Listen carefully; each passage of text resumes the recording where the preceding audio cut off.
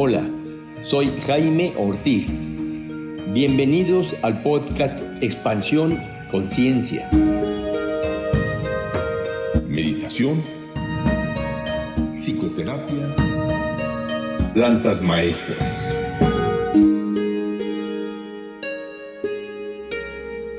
Hola, ¿qué tal amigos?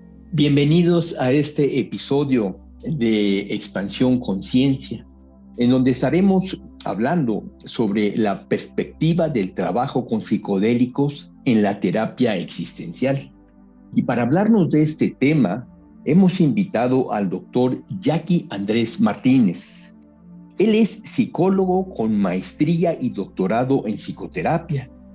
Tiene diversas especialidades en psicoterapia gestal, psicoterapia humanista, musicoterapia. También ha estudiado psicología transpersonal y respiración holotrópica, terapias narrativas y socioconstruccionismo, terapia asistida con psicodélicos e integración. Jackie es fundador del Círculo de Estudios en Terapia Existencial. ¿Qué tal, Jackie? ¿Cómo estás? Bienvenido a este episodio de Expansión Conciencia. Jaime, muchas gracias. Estoy muy contento de estar aquí contigo una vez más, ¿no? Porque ya habíamos estado juntos anteriormente, entonces qué bueno estar una vez más aquí contigo en este podcast que me parece además no solo informativo, sino necesario en nuestros días. Gracias por la invitación. Muchas gracias, Jackie. Voy a empezar con esta pregunta. ¿Cuáles son los psicodélicos que tú recomendarías para uso psicoterapéutico? Fíjate, Jaime, que depende muchísimo del tipo de aproximación terapéutica que tenga, cuáles son los psicodélicos que más se recomiendan. Yo te voy a compartir cuáles son los que yo recomiendo porque me parece que tienen un manejo mucho más fácil de unirse a la psicoterapia. Eso no significa que los otros no se puedan, solamente significa que son los que tienen una mayor facilidad para usarse en terapia. Entonces, comenzaría mencionando, por supuesto, la psilocibina, es decir, los hongos mágicos, podríamos decirle, ¿no? La sustancia de los hongos mágicos, la psilocibina, es quizá una de las más recurridas hoy en día por su fácil manejo. Entonces, desde ahí, la psilocibina la pondría en primer lugar. Sumaría el DMT, pero el DMT, que es también, por ejemplo, pues la sustancia que contiene la ayahuasca, bueno, una de las sustancias que contiene la ayahuasca, pero bueno, la ayahuasca tiene muchas más, pero yo promovería el DMT en la versión Shanga, que es la versión fumada, porque la duración, sobre todo pensando en términos de la duración, lo vuelve mucho más manejable. Eso es también parte de lo que hace que yo saque de la lista al LSD. Saco de la lista porque el problema que tiene el LSD es la gran duración que tiene el efecto, lo que lo convierte en mucho más complejo para trabajar psicoterapéuticamente con él. Y tienes la psilocibina, que tiene un efecto mucho más corto. Por eso es que yo diría, en primer lugar, la psilocibina, en segundo lugar, el DMT sobre todo en su versión Shanga, en su versión fumada, pero también podría incluir aquí mismo, por ejemplo, los trabajos que hoy se hacen con cannabis, precisamente también en la cannabis terapéutica. También podría incluir algunas que se están haciendo muchas investigaciones actualmente, como son propiamente el MDMA o la ketamina, que son más en el área más química, pero el MDMA y la ketamina, y que algunos no los consideran psicodélicos, otros simplemente dicen que no son psicodélicos clásicos, pero los incluyen también dentro de la lista de psicodélicos. Entonces podríamos incluir el MDMA y la ketamina. Y últimamente se están haciendo ciertos procesos específicos de terapia con la ibogaína o iboga, ¿no? Con la iboga o ibogaína también se están haciendo muchos procesos terapéuticos. Personalmente, si tú me dices cuáles recomiendo, yo recomendaría en primer lugar psilocibina y DMT, en segundo lugar MDMA, ketamina, cannabis, y en tercer lugar, por lo específico y complejo del trabajo, ibogaína. Las otras sustancias No quiero con esto decir que no son valiosas, que no son poderosas, que no son importantes. Solamente referir que el manejo terapéutico es mucho más complejo, sobre todo cuando hablamos de un manejo terapéutico existencial, pero en general el manejo terapéutico es más sencillo con estas que mencioné anteriormente.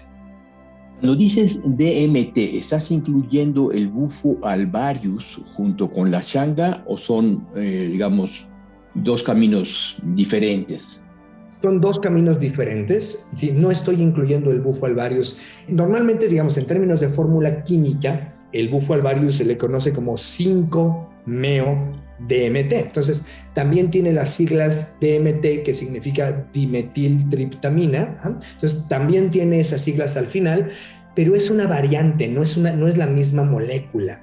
Yo personalmente, el bufo alvarius no lo incluyo dentro del trabajo terapéutico porque me parece que abre mucho más una situación hacia el misticismo y en la espiritualidad propiamente, directamente hacia allá. Y yo no he visto, en mi práctica al menos y en lo que yo he estudiado, yo no he visto que haya tanta utilidad terapéutica como tal del bufo alvarius. Una utilidad mística espiritual, sin duda, es una sustancia poderosísima, pero no le he visto hasta el momento tanta aplicación terapéutica. Pero ya que lo tocas, Jaime, déjame decir que lo que sé es que la investigación en torno a las posibilidades de la aplicación terapéutica del bufo alvarius, del 5-meo-DMT, está increciendo. Cada vez hay más gente investigándola. Entonces, quizás si tú me preguntaras dentro de 6 meses esta misma pregunta, yo incluiré en 6 meses al bufo alvarius en esta lista. Solo que hoy por hoy todavía prefiero no incluirla porque todavía está en procesos de investigación. ¿Y el ayahuasca qué nos puedes decir de ella? En la ayahuasca, el asunto es también de la duración. La duración que tiene el proceso de ayahuasca es tan amplio que complejiza enormemente la utilización terapéutica. Esto no quiere decir que no se pueda usar. Claro que se puede usar, al igual que el LSD.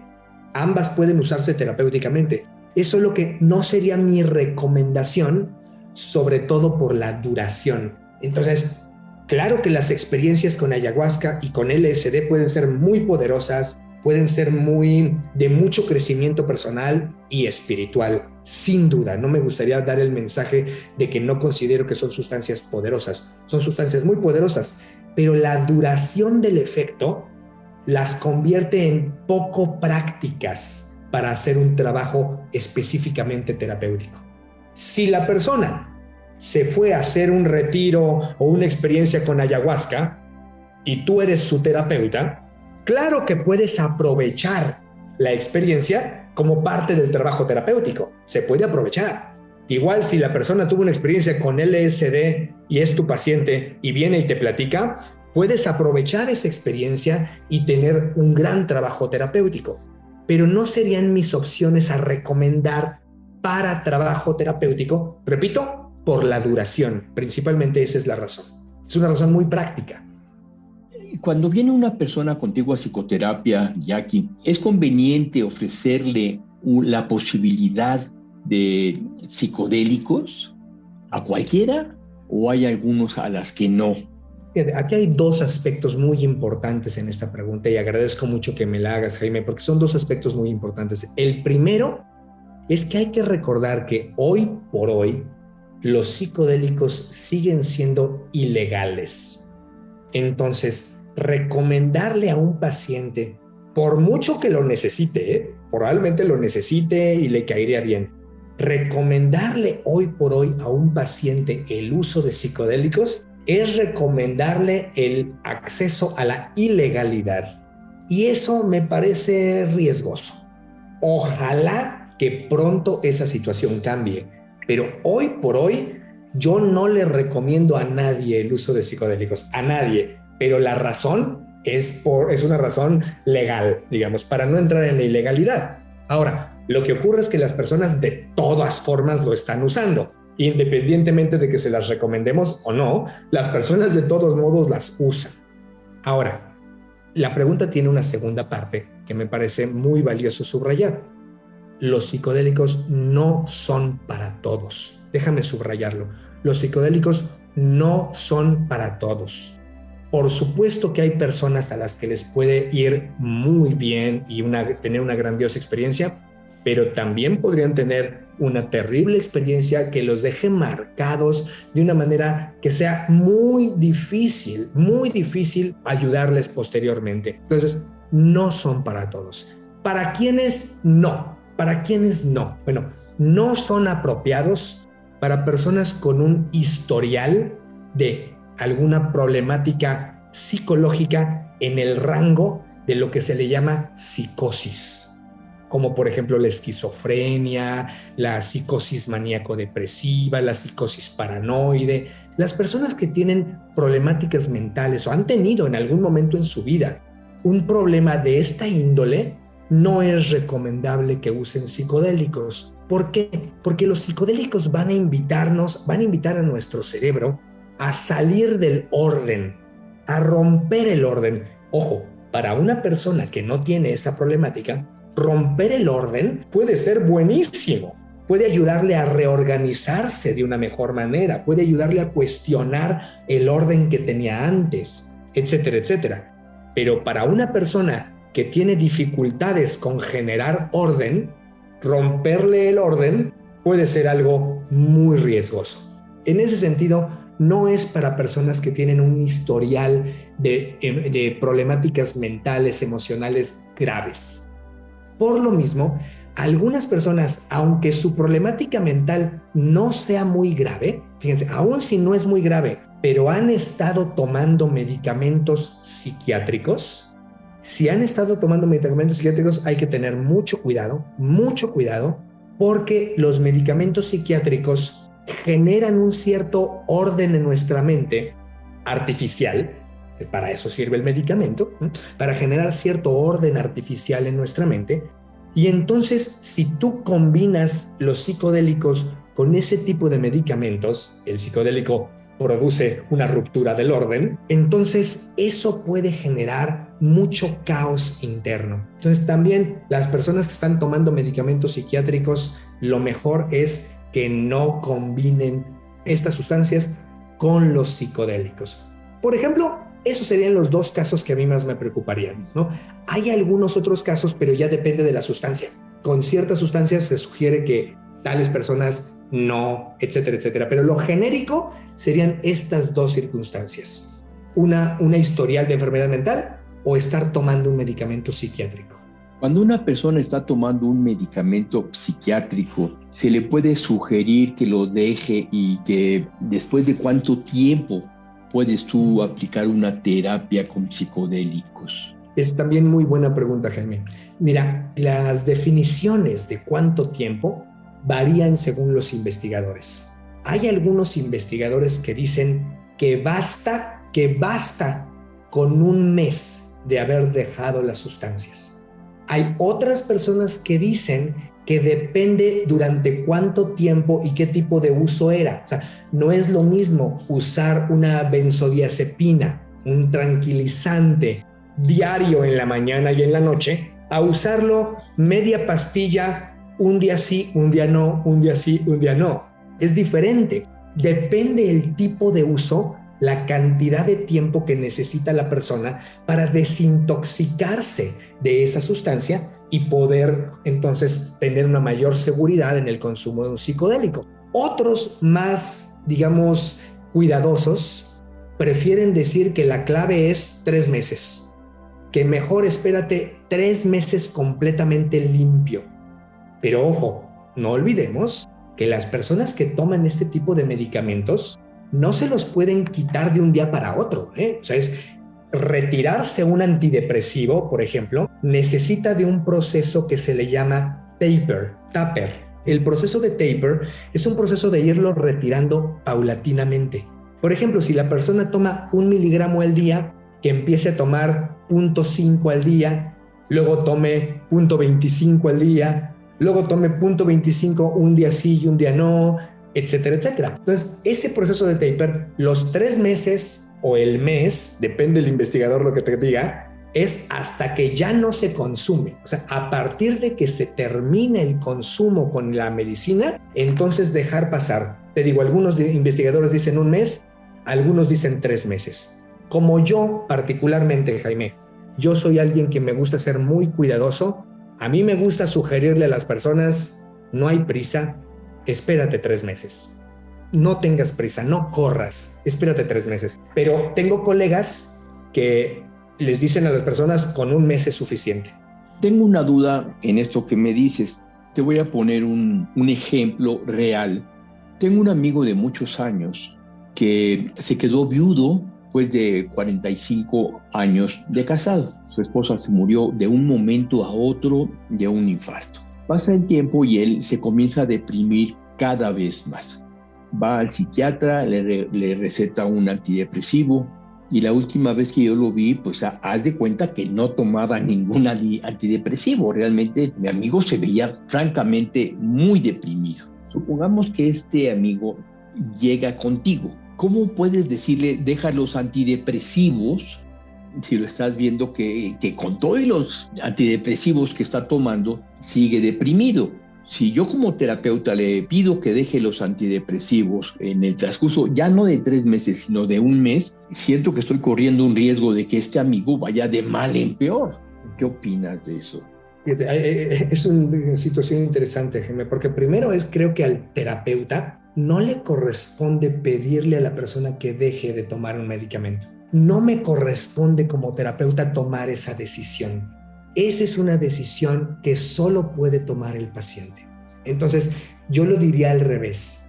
Si él me dice a mí, Jackie, ya no quiero tomar el antidepresivo, entonces hablamos, ¿me explico? Porque él me dice, ya no lo quiero tomar, pero yo no le sugeriría nunca que deje de tomarlo. No es mi rol, no me corresponde sugerir eso. Ahora, tú me dices que él toma antidepresivos y parece que no toma nada. Entonces, lo que sí podemos poner sobre la mesa es, ¿te estará haciendo algún efecto el antidepresivo? En una de esas es como si no tomaras nada, porque precisamente pues tú sigues igual, ¿me explico? Entonces, puede ser que el antidepresivo no te esté haciendo nada. Entonces, quizá tendrías que pensar, en retirarlo, pero nunca es una decisión que nosotros tomamos por el paciente, no es una invitación que le hacemos al paciente, es más bien una situación que podemos comentar, explorar y analizar juntos. El paciente tiene que siempre revisarlo con su médico, siempre revisar con su médico si es apropiado o no dejar el medicamento y cómo. Esa es la parte más importante, cómo dejarlo, porque te repito, no se pueden dejar de un día para otro. Tienen que irse dejando paulatinamente. Y solo en caso de que el paciente diga, Jackie o Jaime, yo lo voy a dejar el medicamento porque no me hace nada y nada más me da sueño y nada más siento que no me deja pensar, entonces lo voy a dejar, ya hablé con mi psiquiatra, lo voy a dejar paulatinamente y lo que quiero es mejor tomar un psicodélico. Quiero tener una experiencia con psicodélico. En ese caso yo le recomendaría, ok, después de que tengas tu taper completo, que ya hayas dejado el antidepresivo, espérate 3 meses, pero porque como te decía antes, Jaime, yo soy del grupo de los que somos un poco más cuidadosos. Entonces yo le diría, después de eso, espérate 3 meses y lo que vas a necesitar en este tiempo, pues es a lo mejor terapia doble, ¿no? A lo mejor vas a necesitar estar asistiendo 2 veces por semana en vez de 1, vas a necesitar un cuidado muy pegadito a ti para que puedas sentirte con más apoyo, que de todos modos lo estás necesitando ahorita porque el antidepresivo no parece estarte ayudando, y entonces ayudarlo desde ahí a ir saliendo poco a poco. Y después ayudarlo a tomar la decisión del tipo de proceso que requiere. Porque como tú bien sabes, Jaime, hay 2 formas de acercarse al proceso con psicodélicos. Lo que se le llama la macrodosis, es decir, una dosis completa para tener el efecto psicodélico, o lo que se le llama microdosis, que es una dosis subperceptual. Hay que subrayar esto.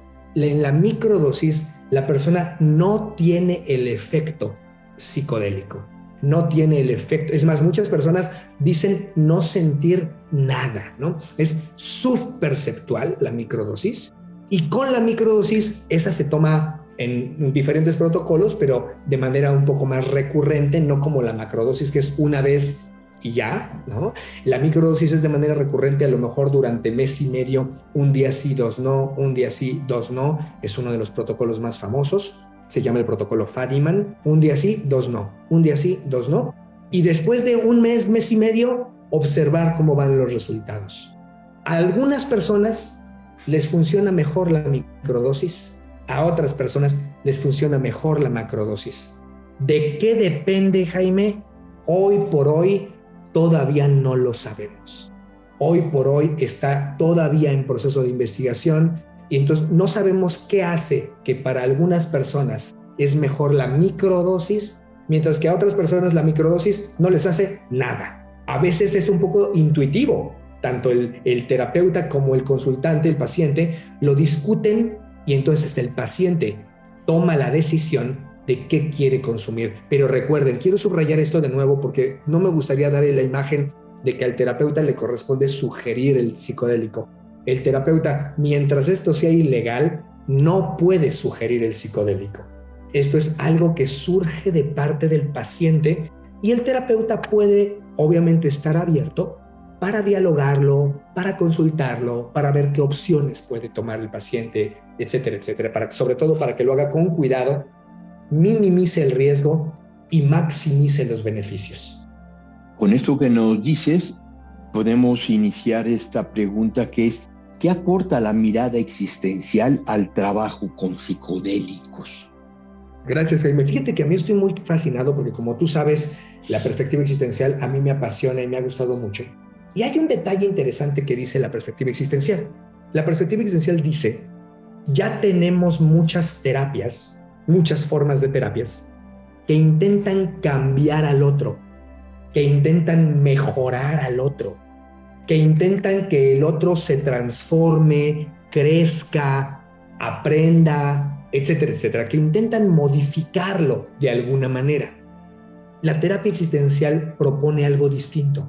Dice que en vez de buscar que el otro cambie, crezca, se modifique, etcétera, etcétera, que nuestra tarea como terapeutas consiste en ayudar a que el otro se mire más a sí mismo, se mire con mayor amplitud de conciencia, ¿no? Me gusta ampliación conciencia, como se llama precisamente tu podcast, ¿no? Entonces, se mire con una conciencia más ampliada, de alguna manera se acerque a una comprensión más profunda de sí mismo, de su existencia. Entonces, nosotros creemos que si la persona logra comprender más, nosotros en la perspectiva existencial, logra comprender más su existencia, logra ampliar su conciencia sobre sí misma, logra mirarse a sí misma con ojos más amplios y renovados, eso va a conducir a lo que la persona necesite. Si la persona necesita cambiar, cambiará. Si la persona necesita crecer, crecerá. Si la persona necesita aprender algo, lo aprenderá. Pero lo importante es la ampliación de la conciencia. Esa es la mirada existencial. En vez de buscar el cambio o la transformación o el crecimiento, busquemos la ampliación de la conciencia. Y curiosamente, los psicodélicos justamente son una herramienta de ampliación de la conciencia. No solo los psicodélicos, tenemos también la meditación, el yoga, etcétera, etcétera. Hay en la historia de la humanidad y las diferentes culturas muchos métodos para promover ampliación de conciencia, precisamente. Entonces, es muy empatable la perspectiva del trabajo con psicodélicos con la perspectiva existencial, porque ambos dicen lo importante es la ampliación de conciencia. Hay gente que está usando los psicodélicos para cambiar, para transformar, etcétera, etcétera. Y es válido, es un enfoque, es perfectamente válido. Eso es lo que el enfoque existencial dice, también podemos usarlos de una manera más suave y gentil. Podemos usarlos para ampliar la conciencia y para ampliar y profundizar nuestra comprensión de nosotros mismos y de nuestra existencia. Entonces, la perspectiva existencial aporta al trabajo con psicodélicos herramientas para seguir ampliando y profundizando la conciencia en un proceso ya ya por sí mismo ampliador, digamos, ya de por sí expansor de la conciencia, y viceversa. Los psicodélicos, al ser expansores de la conciencia, facilitan el proceso existencial. Por decirlo así, el matrimonio entre la perspectiva existencial y la perspectiva que cada vez es más presente del psychedelic renaissance, que le llaman, ¿no? De este renacimiento del interés en los psicodélicos para el aprovechamiento personal, es muy fácil que se junten. El matrimonio existencial psicodelia es un matrimonio muy sencillo, porque en ambos, en su raíz, está el interés por la ampliación de la conciencia. Entonces, ambos pueden apoyarse mutuamente, ambos caminos, porque ambos promueven diferentes herramientas justo para eso mismo, para la ampliación de la conciencia. Si tengo una duda, Jackie, tú no vas a recomendar que un paciente utilice un psicodélico, toda vez que están prohibidos, no está fuera de la ley, y tú no puedes recomendarle a un paciente que haga algo fuera de la ley. Entonces, ¿cómo un paciente viene y cómo inicia el camino de la psicodelia dentro de la psicoterapia existencial? Si tú como terapeuta no se lo sugieres, pues él a lo mejor nunca te lo pide, a lo mejor ni siquiera sabe. Es cierto, Jaime. Ese es quizás lo que más lamento, lo que mencionas, es cierto. Pero hay que decir algo. Como terapeuta, no me corresponde sugerírselo, pero tampoco me corresponde prohibírselo. No, claro. Lo que me corresponde es explorar lo que la persona quiere explorar. Y lo que puedo decirte, Jaime, es que fíjate, yo actualmente trabajo con 3 grupos de terapia. En los 3 grupos, el tema del uso de psicodélicos ha aparecido porque alguna persona del grupo comentó: ay, voy a hacer o ya hice una experiencia con ayahuasca, una experiencia con el sapito, porque me invitaron unos chocongos y entonces comí unos chocolates con psilocibina, y entonces comentan la experiencia en el grupo terapéutico, y entonces las demás personas del grupo terapéutico empiezan a decir: qué interesante, yo quiero en los grupos terapéuticos. Entonces, fíjate, tengo 3 grupos terapéuticos y tengo 16 pacientes semanales. Bueno, déjame decirte, Jaime, que de los 16 pacientes semanales, 10 han llegado conmigo a preguntarme: oye, ¿y tú qué sabes de los psicodélicos? O, oye, y fíjate que yo tuve una experiencia con psicodélicos. Oye, me está pasando esto porque fui a fumar el sapo y no sé cómo acomodarme. O tuve una experiencia con psilocibina y estoy teniendo ataques de ansiedad. Es de los 16 pacientes que tengo, Jaime, 10, sin que yo se los mencione, ellos han llegado a mencionármelo. Entonces, a mí esto me enseña 2 cosas. Uno, que esto está cada vez más presente, y por eso es completamente de actualidad tu podcast. ¿Me explico? Porque esto está cada vez más presente en la comunidad, la gente cada vez más se acerca a estas sustancias, tiene más curiosidad, tiene más interés. 1. Y 2, porque cada vez más nos acercamos a la posibilidad de que esto sea legal. Cada vez más nos acercamos a ello. Por eso es que los terapeutas necesitamos estar abiertos, atentos y disponibles para trabajar con nuestros pacientes su interés o sus experiencias con este tipo de sustancias, con los psicodélicos. Porque con o sin nosotros, la gente lo está haciendo. Con o sin legalidad, la gente los está usando. Entonces, necesitamos los terapeutas tener una disponibilidad y conocimiento y apertura para trabajarlo. Ojalá, Jaime, ojalá que pronto esta situación cambie y podamos incluso decirle al paciente: mira, hay tal clínica, hay tal lugar, existe tal terapeuta que maneja esto, y podérselos recomendar para que lo hagan de una mejor manera, por supuesto, más cuidada, etcétera. Ojalá. Pero hoy por hoy lo que tenemos que estar es atentos a este movimiento que, nos guste o no, está presente y cada vez con más fuerza. ¿Tú estás de acuerdo en que en un futuro próximo esto será algo permitido? Yo creo que sí. De hecho, hoy en la mañana estaba escuchando que hay una tienda permitida de cannabis y todas sus diferentes presentaciones, y que está en internet y que ahora es completamente permitido, al igual que en muchas ciudades y estados de la Unión Americana. Si vamos a Colorado, hay tiendas que venden diferentes psicodélicos. Sí, en Colorado puedes comprar psilocibina sin problemas en algunas tiendas. Sí. ¿Qué es lo que debemos cuidar, Jackie, nosotros como terapeutas? El proceso de un trabajo con psicodélicos tiene 3 momentos. Tiene un momento que le podemos llamar la preparación, que es previo. Tiene un momento que se llama la navegación, que es propiamente durante la experiencia con el psicodélico. Y tiene otro momento llamado la integración. Creo que es importante cuidar en los 3 momentos.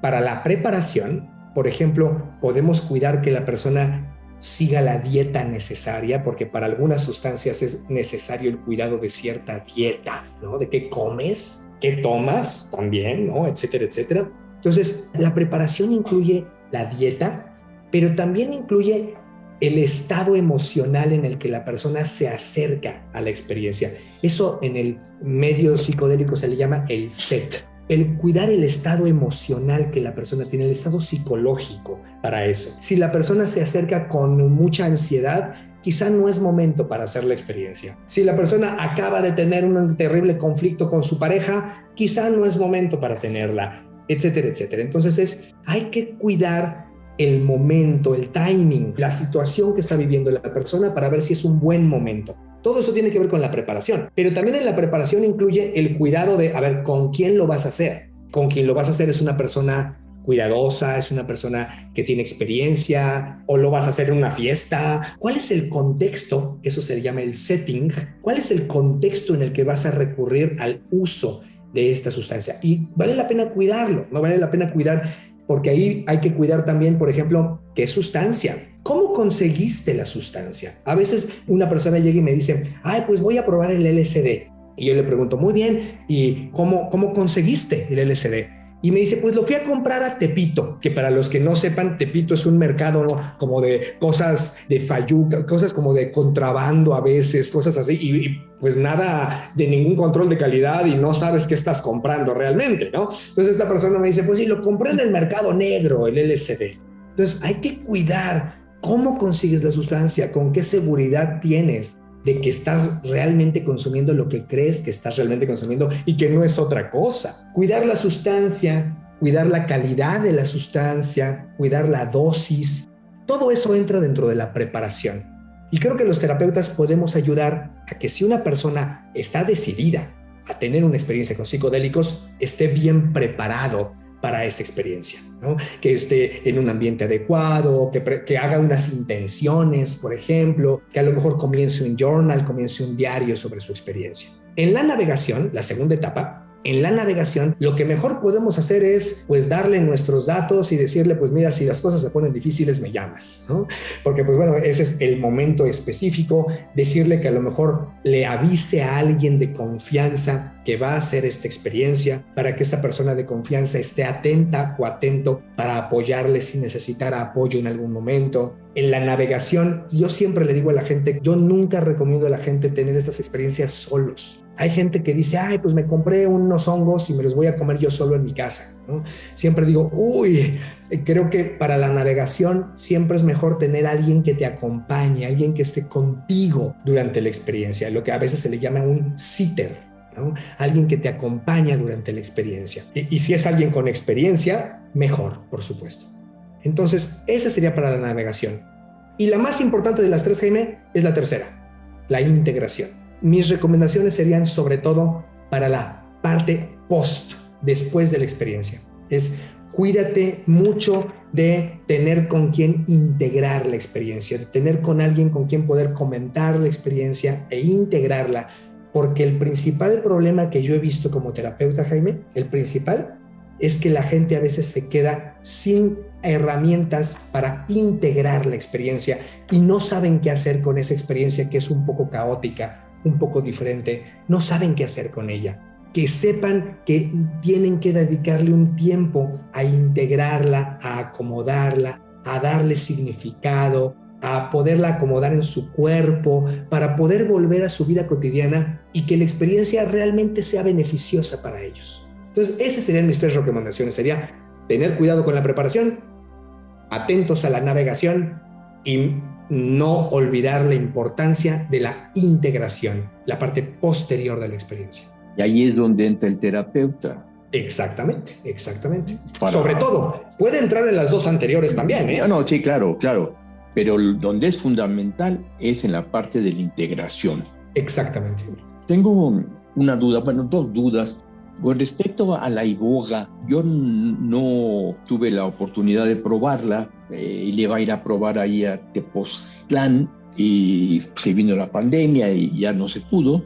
Y sé que es una medicina muy, muy potente. De hecho, allá en Tepoztlán es toda una semana, ni siquiera es como la ayahuasca, que es pues toda una noche o todo un día, ¿no? Aquí es toda una semana. Entonces, aquí la iboga pues tampoco es una medicina o es un psicotrópico accesible pues para cualquier persona. Bueno, déjame decirte, Jaime, que la venden por internet. La ibogaína. Sí, tú puedes conseguir ibogaína en México por internet. Entonces, es complejo, por supuesto, ¿verdad? Pero es posible. Ahora, existen en México, en Baja California, tanto Baja California Sur hacia Los Cabos, por ejemplo, o Baja California Norte hacia Ensenada y Tijuana, existe gente que está trabajando con iboga, y en Tepoztlán, como bien dices, también hay gente trabajando con iboga. Entonces, en México hay, pero son como clínicas especializadas en trabajo con personas con adicción. Sí. Efectivamente, como bien dices, hablan de muchas veces de una experiencia donde la persona se tiene que quedar una semana. ¿Por qué? Porque la preparación para la ibogaína te lleva por lo menos un día. La preparación. La navegación de la ibogaína, si yo digo que la ayahuasca dura mucho porque dura toda la noche, no, la ibogaína está peor, porque la ibogaína puede llegar a durar hasta 36 horas. Imagínate, 36 horas. Y por eso es que te dicen, no, o sea, necesitas por lo menos un día de preparación, por lo menos 2 o 3 días de navegación, y otros, como es tan fuerte, porque es muy fuerte esta sustancia, la ibogaína, entonces por lo menos te piden 1 o 2 días más para empezar la integración. ¿Qué podemos hacer ahí? Dices, la ibogaína la venden por internet. ¿Qué puedes decirle a las personas con respecto a la ibogaína si se requieren 36 horas de navegación? Sí. O sea, digo, esa sí no debía de ser permitida. No es lo mismo comprar un poco de cannabis, algo de Xanga, en fin, que es, no sé, tal vez 1 hora en la experiencia de Xanga, pero la ibogaína está tremenda. Y lo único que quiero señalar es mucho cuidado con esa planta, que al final es una parte de una planta. Y la otra pregunta era la Salvia divinorum.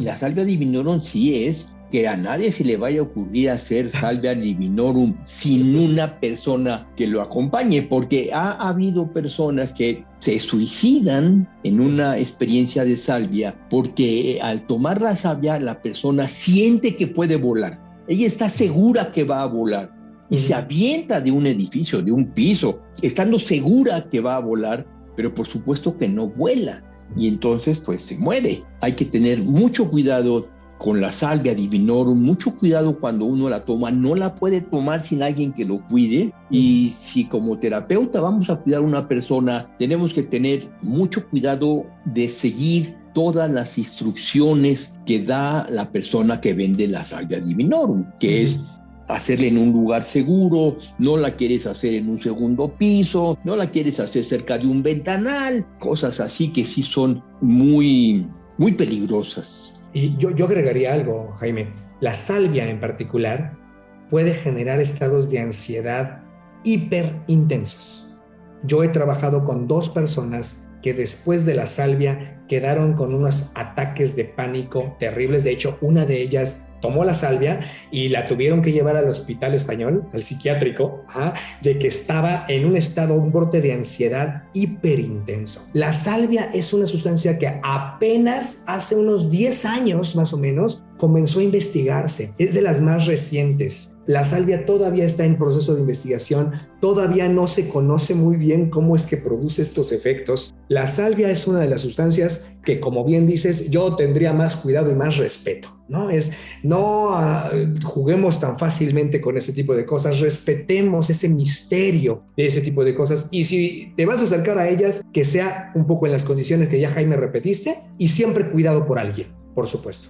Entonces, hay sustancias que están más investigadas, como la psilocibina, la chang, el DMT, que una persona puede ocuparlas con relativa seguridad. Sí. Pero hay otras, como la iboga o la salvia divinorum, que recomendamos que no se utilice. Déjame decir algo más con la iboga, Jaime. La iboga, cuando tú vas a que te hagas un proceso de iboga, te tienen que hacer un electrocardiograma, te tienen que revisar la presión, porque la iboga afecta el sistema circulatorio y cardíaco. Entonces, una persona bajo iboga puede tener un paro cardíaco. Es terrible que la vendan por internet, pero bueno, ya sabes que por internet puedes encontrar cada cosa. Entonces, es terrible. Sí, yo, al igual que tú, no recomiendo la iboga como una sustancia recreativa para nada. Y si va a ser terapéutica, tiene que ser en una clínica muy bien establecida. Muy bien, Jackie. Y un terapeuta que nos está escuchando y dice, oye, yo me quiero capacitar en esto de las plantas y saber qué es cada planta, cuándo sí ocuparla, cuándo no ocuparla, qué le puedo recomendar a un paciente, qué no le debo recomendar. ¿En dónde puede capacitarse? Mira, desafortunadamente, como es ilegal, todavía hay muy pocos lugares, todavía hay muy poco. Donde empieza a liberarse cada vez más, pues es en los lugares en donde empieza a haber mayor permisibilidad de la legalidad. Por ejemplo, como bien dices, ya existen varias instituciones en Estados Unidos que ofrecen formación, varias. Yo hice una investigación recientemente y conté 22 diferentes lugares que ofrecen diferentes programas de entrenamiento. Pero hay que decirlo, los programas de entrenamiento en Estados Unidos tienen 3 desventajas. 1, son en inglés, ¿no? Que bueno, puede ser desventaja o no, depende para cada quien, ¿no? Son en inglés. 2, son carísimas, que esa creo que es una desventaja casi para cualquiera, ¿no? Son carísimas. Y 3, algunas, las mejores, tienen unos criterios para aceptarte muy estrictos, muy estrictos. Tienes que ser médico o psicoterapeuta con maestría en psicoterapia y garantizar que tienes, con algún documento que lo compruebe, por lo menos 10 años de práctica, etcétera, etcétera. Y los que no te piden tantos requisitos, pues no son tan buenos, digamos. Entonces, esas son las problemáticas. Afortunadamente, y entonces para nuestras personas que nos escuchan, les tengo una buena noticia. Afortunadamente, viendo esta situación y viendo la necesidad de esto, yo me veo constantemente, como te decía hace unos momentos, la necesidad.